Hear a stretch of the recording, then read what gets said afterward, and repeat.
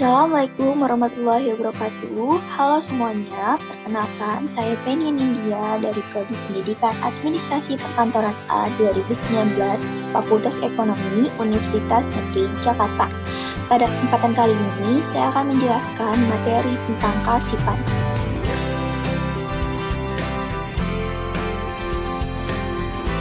Sebelum masuk ke materi, apakah kalian semua tahu apa itu kearsipan? Menurut Saudara Mayanti dan Priyansa, kearsipan adalah kegiatan mengatur dan menyusun arsip dalam suatu tatanan yang sistematis dan logis, menyimpan serta merawat arsip untuk digunakan secara aman dan sistematis. Jadi, dapat kita simpulkan, kearsipan adalah suatu proses kegiatan pengaturan arsip dalam pelaksanaan administrasi yang disimpan secara sistematis dan teratur dengan menggunakan sistem tertentu, sehingga arsip dapat ditemukan kembali suatu waktu diperlukan.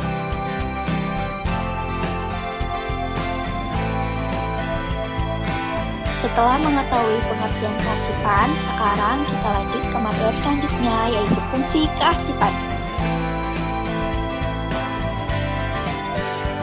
Fungsi kearsipan yang pertama sebagai alat penyimpanan melekat, yang kedua sebagai alat bantuan perpustakaan di organisasi apabila memiliki perpustakaan, yang ketiga sebagai alat pengingat, yang keempat sebagai bukti-bukti tertulis apabila terjadi masalah. Materi selanjutnya jenis-jenis kearsipan.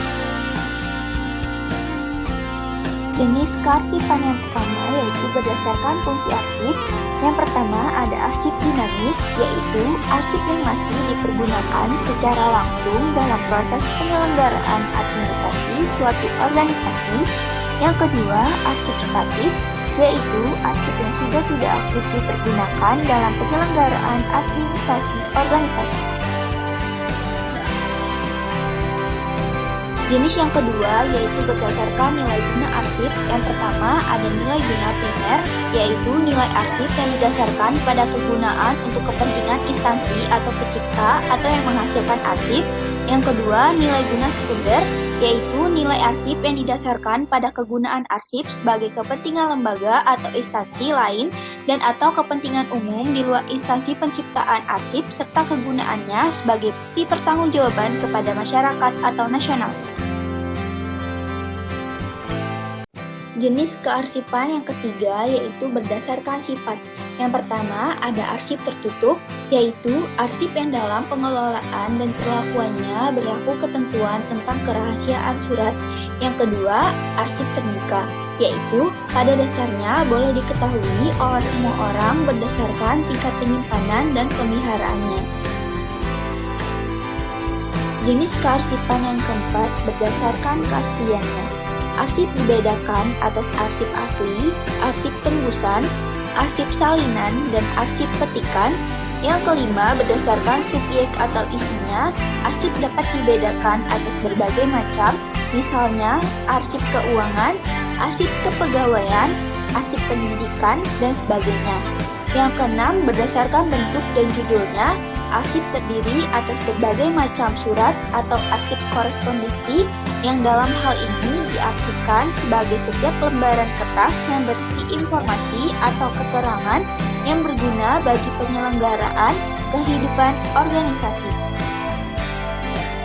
Jenis kearsipan yang ketujuh berdasarkan sifat dan kepentingannya, arsip dibagi menjadi dua. Yang pertama, arsip penting, yaitu arsip yang mempunyai nilai hukum, pendidikan, keuangan, dokumentasi, sejarah, dan sebagainya.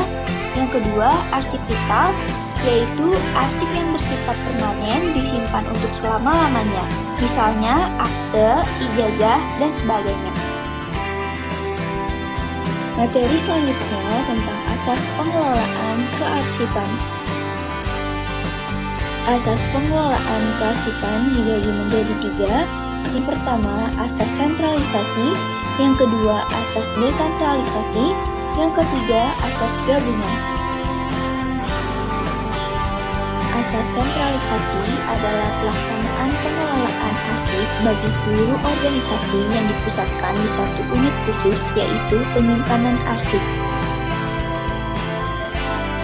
Asas desentralisasi arsip adalah pelaksanaan pengelolaan arsip yang ditempatkan di masing-masing unit pada sebuah organisasi.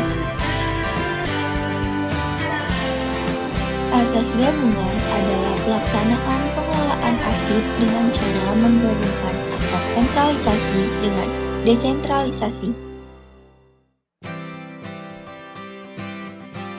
Sekian materi yang bisa saya sampaikan, kurang lebihnya mohon maaf. Wassalamualaikum warahmatullahi wabarakatuh.